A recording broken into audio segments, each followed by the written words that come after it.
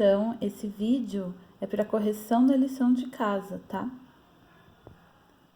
Aí eu vou pausando para vocês conseguirem acompanhar a correção. Tem algumas partes que eu vou fazer a leitura da apostila, outras eu vou escrever numa lousinha que eu tenho aqui em casa. Primeira questão é a 7, ó. Considere as afirmações a seguir. 1. O eco é um fenômeno causado pela reflexão do som no anteparo? Sim, é reflexão, eco. 2. O som grave é um som de baixa frequência? Sim, a gente já tinha ouvido falar disso. O som é baixo, ele é grave e ambas as características estão relacionadas com a frequência. Timbre é a qualidade que permite distinguir dois sons de mesma altura e intensidades emitidos por instrumentos diferentes. Falou instrumento diferente, a gente está falando de timbre. Então, as 3 estão corretas, por isso que é a alternativa E. A próxima fala: quais fenômenos a seguir são indispensáveis para que ocorra a formação de ondas estacionárias? Gente, é a alternativa D, reflexão e interferência.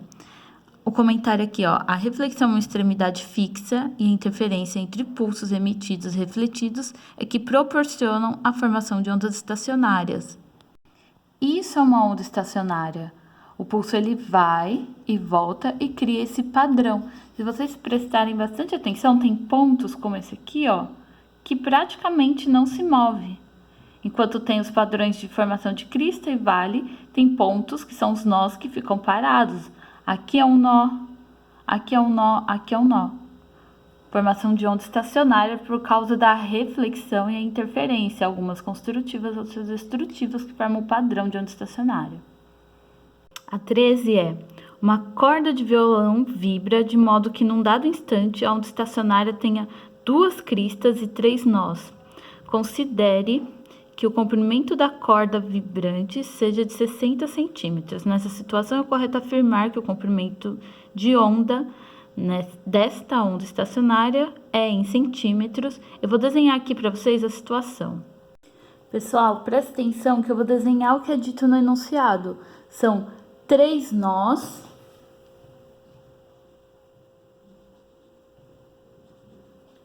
e 2 cristas.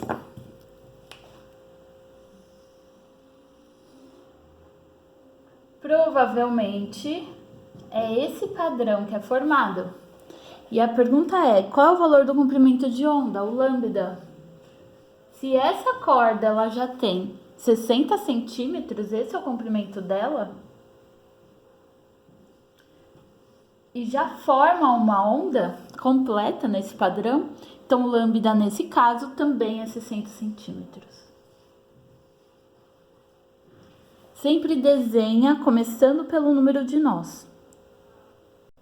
14 diz assim: a figura representa uma configuração de ondas estacionárias numa corda. Eu destaquei coisas importantes. Diz que nesse padrão tem 3 ventres, 3 barriguinhas e 4 nós. E que a frequência dessa situação é 360 Hz. Pessoal, se tem 3 ventres, esse é o terceiro harmônico, certo? Continuando o exercício, ele fala que essa frequência é 360 Hz e que vai aumentar gradativamente. Então, para essa situação, eu tenho que a frequência do terceiro harmônico 360 Hz. O terceiro harmônico, ele equivale a 3 vezes o primeiro harmônico. Então, o F3, ele equivale a 3 vezes o F1. Ou seja, nesse caso, F3 vale 360, ele é 3 vezes o F1.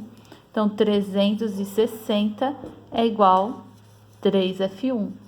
Com isso, eu descubro o valor de F1. É só passar o 3 dividindo. Então, 360 dividido por 3 é igual a F1. Sempre é importante saber qual que é o harmônico fundamental, que é o F1. Nesse caso, vai valer 120 Hz. Então, o harmônico fundamental dessa onda é 120 Hz. Quando a gente continua lendo a questão, diz assim: vai aumentando gradativamente a frequência do oscilador e observa-se que a configuração se desfaz até aparecer em seguida uma nova configuração.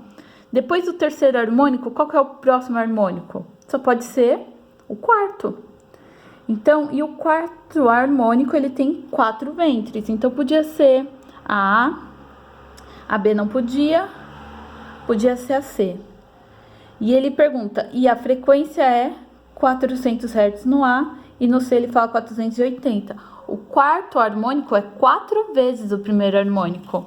Então, a gente podia já pensar que o F4 é igual 4 vezes o F1. O F1 é 120. Então, o F4 é igual 4 vezes 120. Então, o F4 nessa situação, 480 Hz.